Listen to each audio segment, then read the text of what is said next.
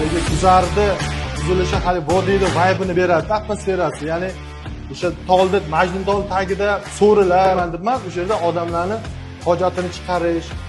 Shuning uchun men aytayotganim, bizni oldimizda ham hozirgi kunda katta maqsadlar, vazifalar turibdi. 6 ta professor o'qituvchimiz ilmiy daraja va ilmiy unvon olishgan.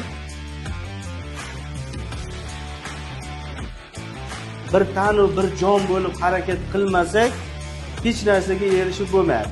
Yaxshi sharoitlar yaratishga endi bu xizmat.